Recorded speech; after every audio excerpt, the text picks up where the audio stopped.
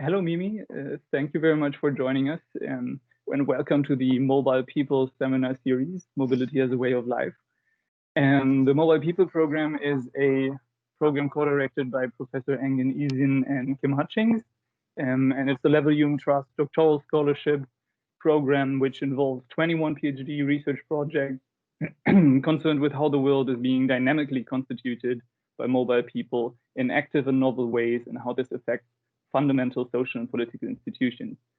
Its aim is to generate theories, concepts, methods, and data that are necessary to understand mobility as a way of life, not as an exception, but as a historical norm. I am Timor Landherr. I'm in the School of Politics and International Relations of Queen Mary University of London, and I'm currently studying border externalization and the ways in which it restructures human movement and geopolitical space. Yeah, I'm Giovanna Gini. I'm a third-year PhD student, and my research is about Anthropocene and mobilities, particularly in traditional population in Brazil. And I'm using a lot research mobilities and the paradigm for understanding how people are moving or accelerating their mobility and through climate change, basically. That's why I'm so interested in Mimi's work. Thank you. It's wonderful to meet you both. Our guest today is Mimi Scheller, Professor of Sociology and Director of the Center of Mobilities Research and Policy at Drexel University in Philadelphia, as well as co-editor and co-founder of the journal Mobilities. She is known for her work on the new mobilities paradigm and specializes in the post-colonial context of the Caribbean.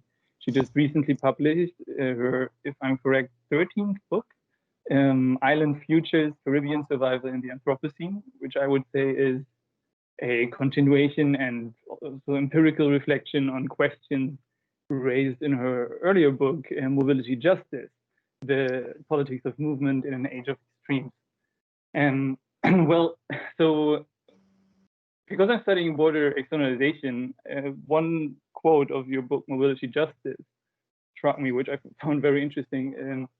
And that was, you say that borders themselves are mobile. They are biopolitical, geopolitical, geoeconomic, and geoecological, being inscribed in and on our bodies, nations, infrastructures, and global ecologies. So your research, as you can see in this quote, is it doesn't only focus on mobilities as subjects of analysis, but it basically gives mobility conceptual primacy. So mobility as constitutive in creating most social institutions, social practices, and also the organization of power around systems of governing mobility. So what you have this in the introduction of your book, you mentioned that you want to get away from sedentary ontologies and sedentary ways of thinking about mobility, and basically develop this mobile ontology. And I would just like to ask you, and start with this theoretical question: what does it mean to move from sedentary to mobile ontology, and look at mobility as a foundational condition that underlies all social institutions? Yeah, that's a great question. It's a complex question and a good starting point. And it seems to me there's multiple ways to come towards answering that question. And I want to begin from different directions. So I'm going to start with the first direction, which is where I came out of studying mobilities in the first place, which was through Caribbean studies. And I think that's an important starting point, because people sometimes approach my work from the mobilities paradigm and work that was being done with John Urry and work in Europe, basically on kind of the context of changing patterns of mobility and movement in the kind of contemporary world. But my starting point was actually studying the 19th century Caribbean, and really the Atlantic world as a zone of formation of modernity. that came out of the transatlantic system of slavery and plantations. And why I started from that starting point was because I'm from Philadelphia on the East Coast of the United States. And all my life, when I started kind of asking questions about why our city had the kinds of inequality and racial segregation that I could see, and class wealth segregation in different neighborhoods, and also immigrant groups, I started to think about, how do I understand this place that I'm from, this city? And it's connected to that wider Atlantic world. All the cities on the East Coast of the United States were part of the Atlantic slave trade, and they're connected to Europe, to West Africa, to the Caribbean. So the settlement patterns are, on ports and rivers and shipping routes, and that's how the economies grew. That's how the population grew. So I always began from that history of that kind of mobile world and the many kinds of mobilities of people, of plantation commodities, of ships, of communication networks, everything that connected that world together. So first of all, that informed my idea that to study a place, you can't begin from a sedentary, settled kind of, first we were here and then we became mobile, which is sometimes the way that the sort of temporality goes. It's actually has to be reversed. It's the first we were mobile in different ways, different people who ended up here, and then we became settlers here in a settler society, which displaced Native Americans and kind of caused their forced mobilities in many ways, along with the coerced mobilities of the slave trade. So that's starting point one. And that's a kind of historical, I'm trained as a historical and comparative sociologist. And that was how I came to be interested in mobilities. But then the second point would be that when I first came to Lancaster University, and I met John Urry and was hired there as a lecturer and started in the sociology department there, it just sparked conversations we started having about his approach to mobilities and his critique of sedentary sociology. And, I came to Lancaster in the year, I think it was 1999, and he published Sociology Beyond Societies in 2000, which was a book kind of, in a way, about thinking about sociology through a mobile ontology, in a way. And right away, we started trading ideas, and we wrote our article called The City and the Car, which came out in 2000 in the International Journal of Urban and Regional Research. And then from there, we kind of carried on, and it snowballed into the new mobilities paradigm. And so that was like a whole set of conversations around shifting beyond a sedentary ontology, that is to think about the contemporary world as a world of many kinds of mobilities, physical, virtual, imaginative, informational, all of these mobilities as complex systems. So that was informing what I do. And then I would say more recently, there's like another layer of influence, which is the other people who are working within the mobilities turn and, interacting with their work. So anthropologists like Noel Salazar and Nina Glick-Schiller, they've, written a critique of sedentary methodologies, I think they call it, or nationalist kind of methodologies. And so they also, anthropologists were contributing to that conversation. And then philosophers like Thomas Nail's recent work, which is very much about trying to give a big philosophical kind of grounding to mobile ontology. That's another kind of way of coming into that conversation.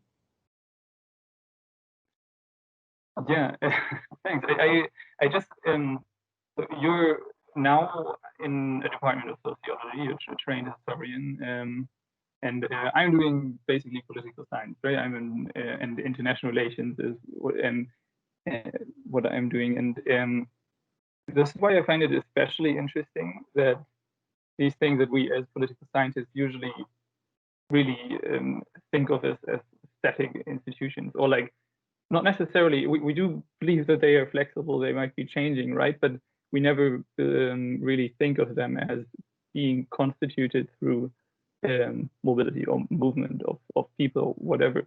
And that is especially that you can even extend it to something as like the border, and look at these kind of social institutions as mobile themselves, although they are kind of by definition static, right? As we look at them as a line. So yeah, that is what I find very interesting. And let me come back to that part of your question, because I never brought it back to the question of borders as mobile. And that, of course, is crucial.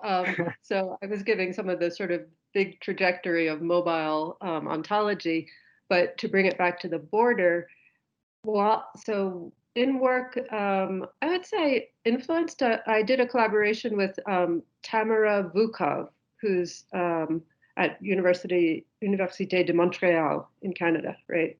And she's done really interesting work on borders and technologies of the border. And we co-wrote a piece that I think really got me starting to think more about how bordering technologies, and I started to read more of the literature by various people on bordering as a practice, what was really changing in the, I guess you would say it started in the kind of post 9/11 period, the kind of securitization of borders, and different new programs were brought in to kind of beef up border security and border surveillance. And what came out of that period was a body of literature that started to look at how bodies were becoming like encoded data shadows of border technologies, so that we had to, as we cross borders, you need a passport, and then you need fingerprints, and then they bring in face recognition technology, and then there's all these searches.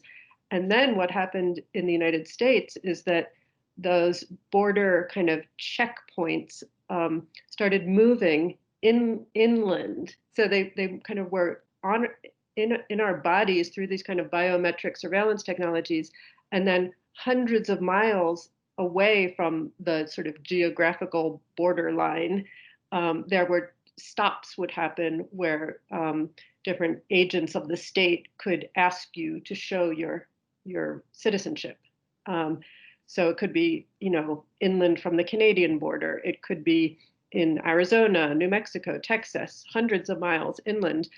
And then also our airport checkpoints extended outward. So I realized this when I was traveling, both I think through Ireland and through Canada, where I went through a sort of airport checkpoint and met, the U.S. border in these other countries, in their airports, passed through the check, and then they said, "Welcome to the USA."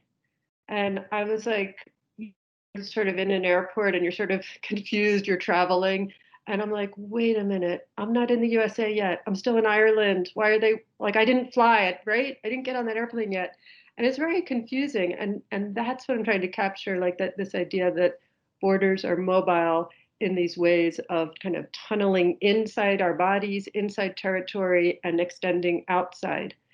And then that kind of thinking intersected with a whole lot of work being done by people like Alison Mounts and Jenna Lloyd on migrant interception, which became increasingly deadly, right? During this period where refugees were being stopped in whether in the Mediterranean, and the number of people who were dying trying to cross the sea, or in the US deserts on the US-Mexico border. Thousands of people have died, in both of those locations because of this kind of fortification of the borders.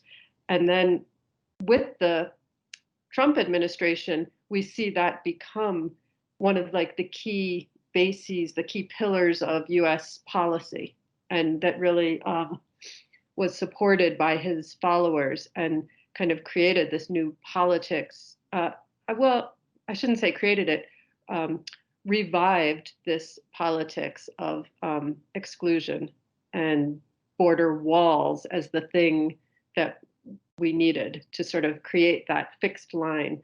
And that there's been, as you know, this kind of process of building this US-Mexican border wall, which is kind of absurd in many ways because as I just said, the border is mobile. The border is not at the border. The border is everywhere, and yet the wall becomes this symbol, and it's been incredibly deathly, and it's ecologically damaging. They've wrecked some of our national monuments, and it's ineffective on top of that. And yet the policy response from the Democrats is, oh, well, we need a smart border, right? We need a technological border, not a border wall. And that's equally problematic.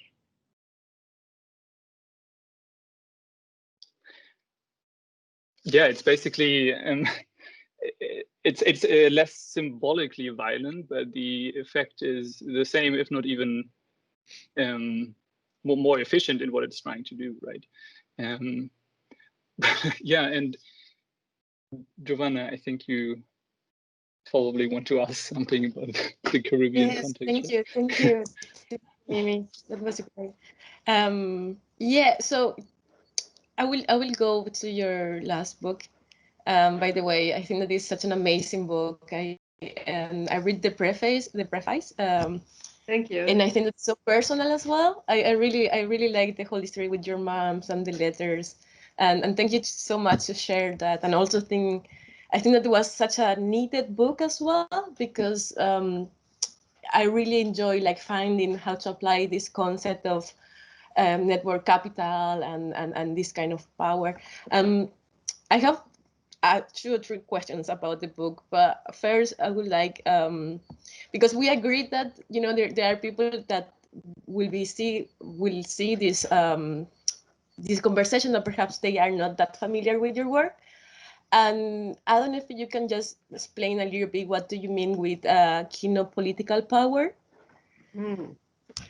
So kinopolitical is a word that obviously puts together the root kino, meaning movement, right? And in Greek, and politics. And so there's been a few people who've written about that. So Tim Cresswell, I believe, has used the notion of kinopolitics, and also Thomas Nail, who I mentioned, has worked quite a bit on his theory of the border and notions of kinopolitics. And I had sort of picked up on the word somewhere along the way, but kind of used it in my own way in the book Mobility Justice, and then again in Island Futures, to sort of think through this politics of movement and what is the way in which power or control over movement is one of the sort of key political acts that forms political identities in a way. And so I started to think about how crucial control of mobilities is for any politics. And one way for me to sort of think about that was to think about feminist politics and feminist critique, which began from this patriarchal domination of women's bodies. And what does domination of people's bodies mean? It means their movement, their self-determination of their own possibilities and movement in the world is controlled by others. And that's, in a way, what patriarchy is. Same thing with slavery. If we think about racial domination, enslavement is the control of another's bodily self-determination of movement. So in both those senses, it's a way to sort of begin from this very micro politics of, freedom of personal mobility, but then to think, okay, how does that also inform various kinds of larger politics? So the right to assemble, right? The right to protest, the right to free speech in a public kind of place are all linked to rights of mobility. You have to be able to move, to assemble with other people. And then there's, then the politics of the border that we were just talking about. Again, do we have rights and also capabilities to move across borders? How has political formations of nation states and citizenship have been made through the control of mobilities across borders? So in each of those cases, like at different scales, there's what I see as this kinopolitics is at work to determine who has control in determining mobility. And also linked to that is who controls the right to stay in place, the right to dwell, who can define who's a citizen, who belongs, who has claims upon a territory, and therefore forced displacement and expulsion, deportation, incarceration are also part of that kinopolitical structure or regime.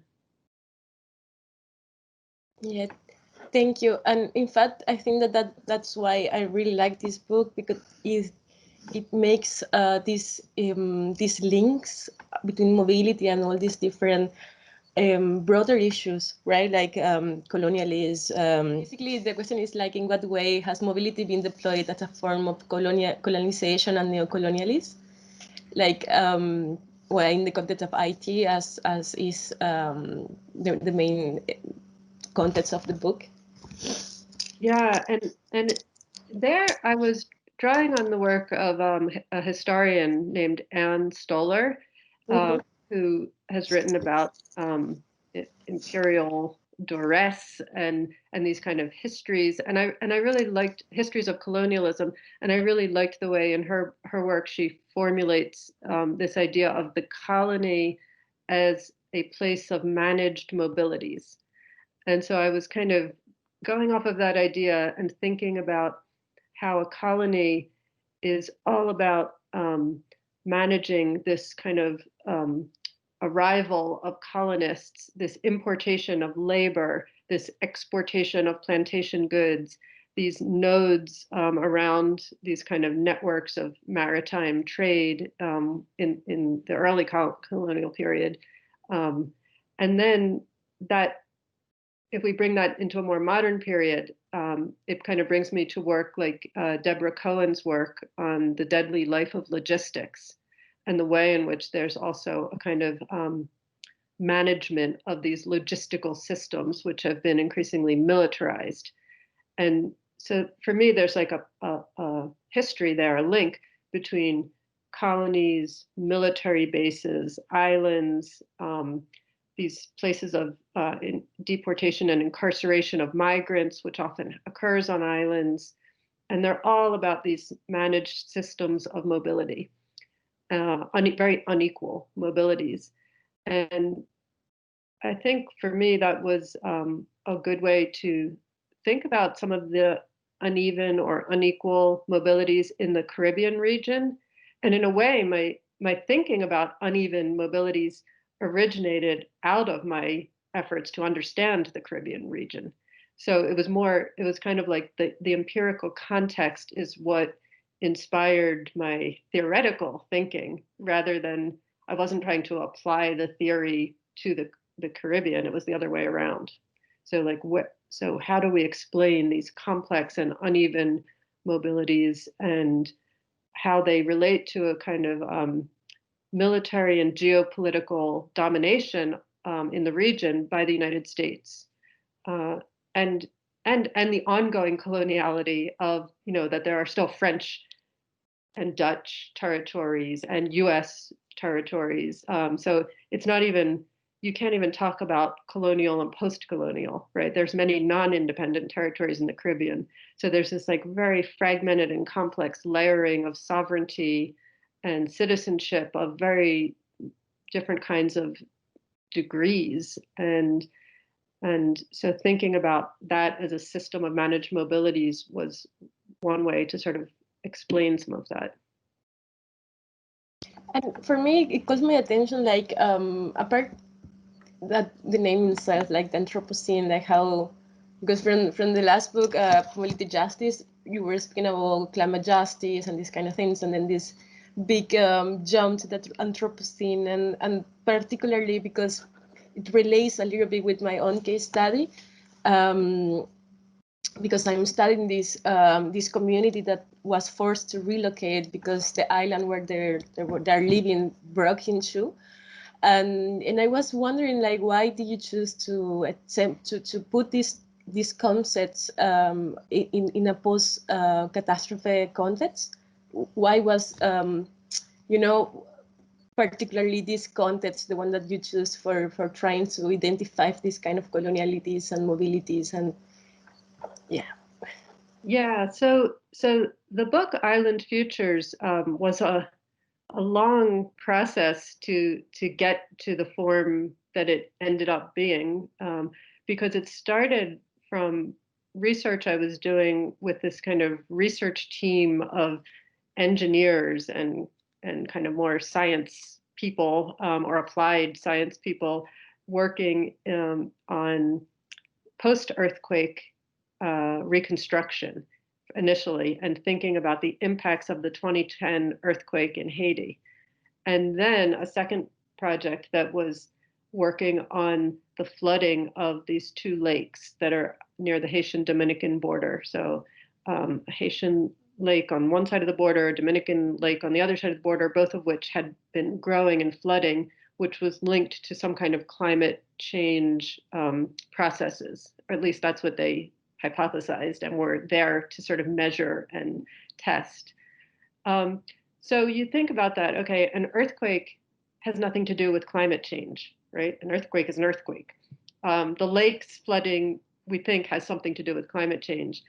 And so I was kind of working on this in this literature that was kind of about, and these contexts that were about disaster recovery and impacts of natural systems on people, and how do people like reconstitute water, clean water, sanitation systems, economies and agriculture in these disrupted contexts. And as I was like working on that project, along came Hurricane Matthew in 2016, which hit Haiti really hard. Then came Hurricanes Irma and Maria in 2017, and Hurricane Dorian in 2019. And all that time I was still working on this book. I mean, I'd been publishing articles on some of the things that ended up being in the book, but it kept shifting as I did that. And the whole question of hurricanes, climate change, disaster recovery became kind of at the forefront of thinking about the Caribbean region, and not just the Caribbean, but Central America also, because the migrations that were happening out of Central America were partly due to climate change. There have been devastating droughts. There have been problems with coffee production, and that combined, that kind of climate impact was combined with these more geopolitical processes to do with U.S., let's call it hegemony in the region, histories of coups and destabilization of governments and violent gangs and drug trade, the war on drugs. All of these things were intersecting with the climate disruptions that were happening. And so that was kind of part of what I wanted to talk about in the book, was to put that all in the context of understanding what people were talking about as the Anthropocene, as this era of man-made impact on the earth and reshaping of the earth system, and kind of tracing it back to its colonial roots in what I call the coloniality of climate. Because for me, why is climate change happening? Well, some people, and those in the debates about the Anthropocene, really look at industrialization, right, and the carbon-based economy. But in my training as a historian, I've learned that you can't understand industrialization unless you understand the colonial plantation economies that were the precedent that kind of drove industrialization. They're like interlocked in the work of Eric Williams, the work of C.L.R. James, the work of Walter Rodney, How Europe Underdeveloped Africa. So those radical Black thinkers were embedded in my understanding of industrialization. So if I see an argument that says industrialization is leading to the Anthropocene, I say, oh, well then colonial plantation economies led to the Anthropocene. Those are the same thing. And who are they having the biggest impact on? They're having impact on those people who were the source of plantation labor, the source of wealth that led to industrial development of the global north. And so it's tied into an argument for reparations, right? And so to come back to the Haitian context, here we have this terrible disaster, the earthquake, and Americans, represented Haiti as this poor victim, and they had, their outpouring of aid and humanitarianism, and then they always ask, why isn't it working? Why can't we fix Haiti? How can we help Haiti? And volunteers would go there and, build schools or work to support orphanages and all of these things, and yet nobody understood in that effort to help Haiti that Haiti's geopolitical and economic condition and status in the world economy had formed because of these longer processes of coloniality and the debt that was imposed on Haiti, and now the climate sort of burdens and exposures that Haiti is subject to, that those are the things that kind of put it in this contemporary situation, along with various aspects of kind of neoliberalism and structural adjustment policies and IMF and World Bank loans and other US policies. So I wanted to sort of try to pick that apart and help people understand those longer trajectories that create the contemporary world of vast inequality between wealth and poverty and how it's distributed. Yeah, I think that the book makes a great job in doing that, and also I think not only in the area of mobility research, but also in the area of climate change, and now that we are starting speaking more about Anthropocene, right? Is such a neat focus, the span one, the historical one. Not only like climate change is a problem that you can, put a band-aid and we will solve it. Like there are issues like justice question that are broader and they're bigger, and not only, from this last 10 years or this catastrophe or this other one. Thank you so much, Mimi. I think that Timor has the last question. Okay, and let me just say one more thing. Yes. That last comment you made, which is just to tie that together, which is that, so the argument about climate reparations, which I mentioned, is that we in the global north, we owe a climate debt to the global south. We also owe slavery reparations, which is related to that. And Haiti, it's been argued, has like the biggest claim in the world for a just reparation to be paid by France for slavery reparations and by other parts of the world for climate reparations. And these issues are tied to this question of climate displacement and mobility across borders, because we know that so many Haitians have had to leave the country. So many have gone, for example, to Brazil, and from Brazil have then been pushed out and gone to other Latin American countries, ending up trying to get all the way up through Mexico and cross the US border through Mexico on these huge journeys of a vortex of displacement. And they're displaced from the Dominican Republic, and they're displaced from the Bahamas when they're there. And then they were hit by Hurricane Dorian. They were the biggest victims of Hurricane Dorian in the Bahamas. And so this displacement due to hurricanes and climate instability, at the same time that these are the very people who have the biggest claim for reparations, to me means that we need to change our policies around defining who's a refugee and who's a migrant and who's allowed to cross borders. And so for all of those of us who are flying in airplanes and crossing the Caribbean, whether it's tourists or humanitarians or academic researchers, why should we have those rights to mobility and stop people from having the ability to move for the very like basis of survival, and also for reparations that could help with climate adaptation and greater, ecological resilience in those communities in the Caribbean. So for me, it's a crucial like justice issue for this generation to address. Yeah, that's true. Yeah, totally agree.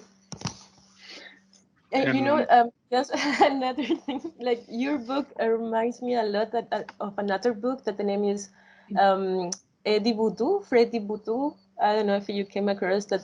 It does a similar critique to the whole post-earthquake, and it has also this background feeling of being really frustrated about how things are being dealing with, about how things are developed, and because that I don't know if you feel that it's true that that there is this kind of angry or frustration, and it's like when you are seeing the injustice in first person and you cannot be really do more or something like that. Sorry. Yeah, I would say, and we've just had, it was just the 11th anniversary of that 2010 earthquake on January 12th, just 2 days ago. And it, I've gone through different moments of, and Haitians, I know, feel this very, very intensely, of mourning, of anger, of frustration, of, just so many emotions are bound up with it, of trauma. I mean, it was a very traumatic event, not just in its happening, but then in what happened afterwards. And that trauma really has not been addressed. And in the current moment, the government of Haiti, the current government, was put in place through what's considered a very illegitimate electoral process. And there's intense violence happening within the country. There's kidnappings, there's murders of journalists, of activists, there's gangs controlling different territories. And it's really heartbreaking, and it's really sad.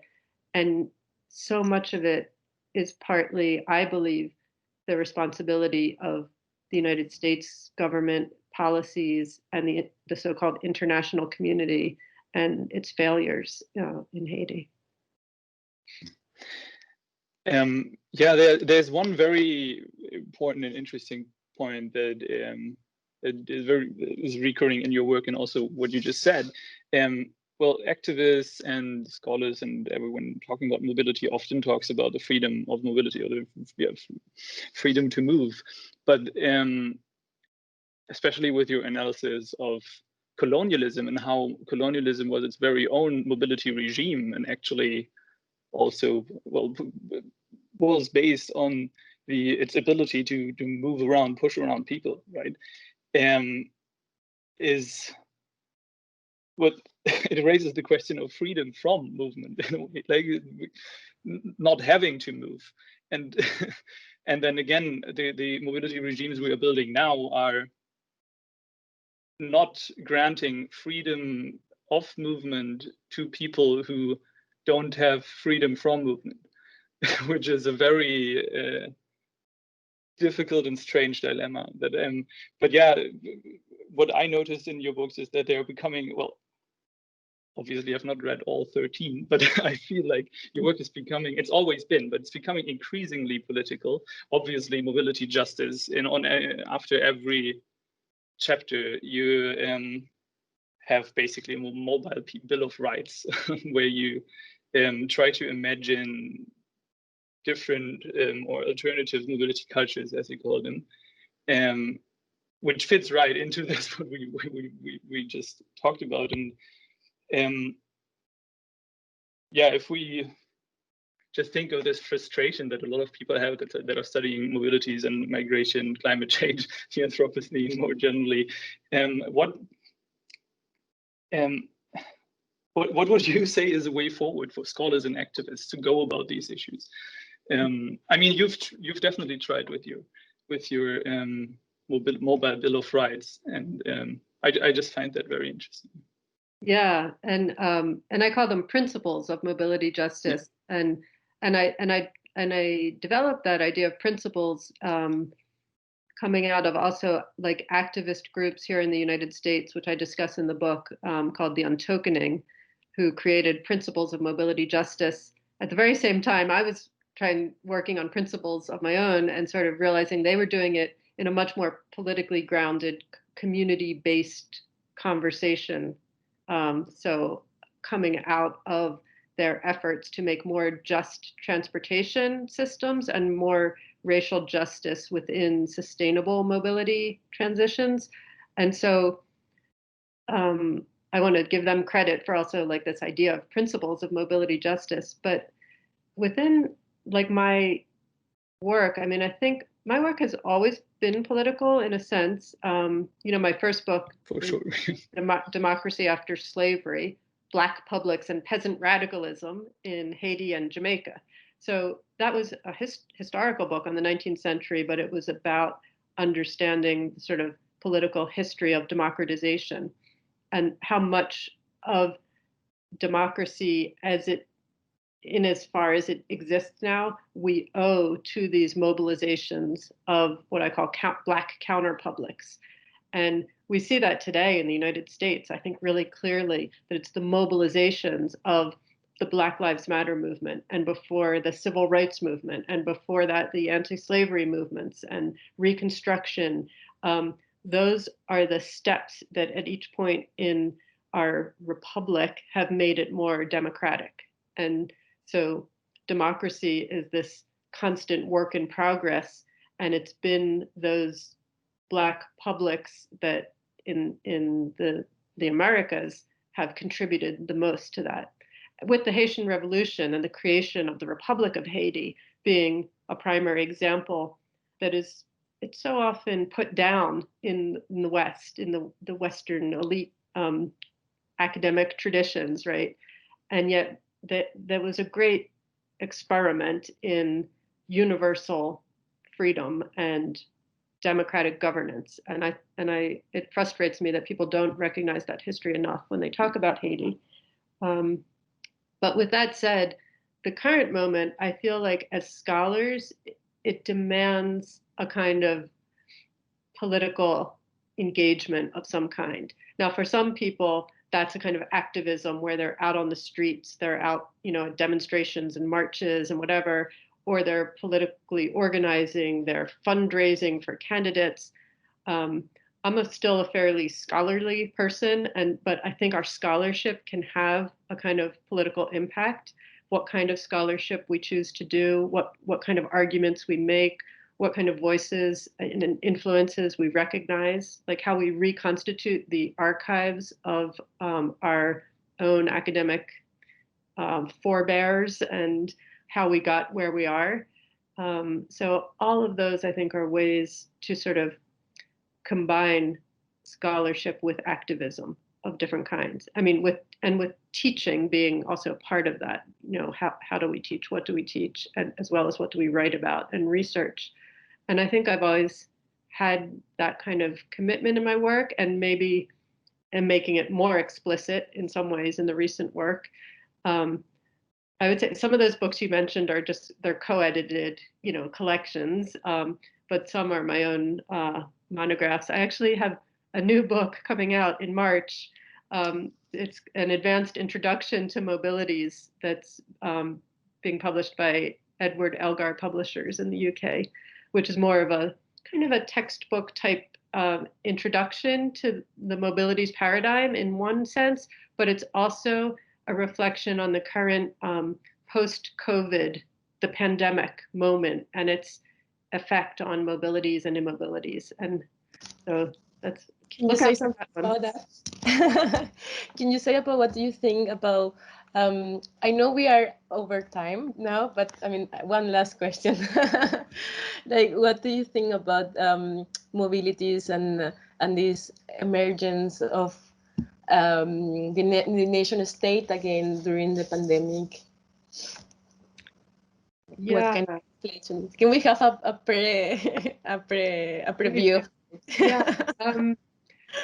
I mean, okay, so when you say the emergence of the nation state, you mean like the closure of borders. And And Yes, right, exactly. and so How you control of argue like this, yeah. yeah, and control of the Okay, pandemic. that's right, but Yeah, I mean, it's fascinating to me because I mean, it's a complicated epidemiological issue, but it's pretty clear, we know that when, for example, when the United States closed the border to China, right, as one of the first acts that was taken in recognition of the pandemic. And by close the border, I mean they controlled, they stopped flights from being able to arrive from China. And at that moment, the virus was entering the United States through European flights. Like we now know, genetically looking at the history of the virus. So that kind of nationalist act of border closure is so, it's performative, it's not effective, right? It wasn't actually closing anything. And in fact, our borders are, I mean, almost every attempt to sort of close borders happens after the virus has already made its way into the population. So it's kind of nonsensical. Like right now, this week, the United States has declared it's going to require all travelers to have a COVID test before they can arrive at a US airport. Within 3 days, you have to have a test. And again, to me, we have this raging amount of virus already all over the country at astounding rates. So how that test on people arriving at airports is going to make a significant difference is really not epidemiologically rational, as I think. So, and we know that the tests themselves are not necessarily predictive of accurately of whether you're even, already infected with the virus. So pandemic. So we have a special issue of the journal Mobilities. It's coming out now. The articles are starting to come out, and the full volume will be out in February, called Pandemic Immobilities, kind of with a parenthesis around the im. And there's a whole series of great pieces in there by Tim Cresswell, by Sven Kesselring and Malena Freudenthal-Petersen, by Ole V. Jensen, by Kevin Hannum and collaborators, and various other great contributions, each thinking in different ways, from different directions about the pandemic and its mobilities and immobilities, as well as an introduction that I co-wrote with my co-editors, Peter Adey, David Tyfield, and Kevin Hannum. And there we really look at a lot of different dimensions of this pandemic and its impact on mobilities. Well, thank you very much for this preview. We're surely looking forward to reading what these scholars, and including you, have to say about what's happening. But I've also found it very, very interesting that the first reaction is almost, is to reassert national control, right? And close borders, even within Europe, which has, at least for people with European citizenship, Schengen, right, free movement. But thank you very much for joining us. I think we have to end it here, although I have many questions in my head that maybe I can ask you another time. I don't. Yeah. And thank you. It's been a pleasure talking with you, and feel free to stay in touch, send any further questions if you have more. Okay, thank you very much. You're welcome. Bye. Good to talk to you.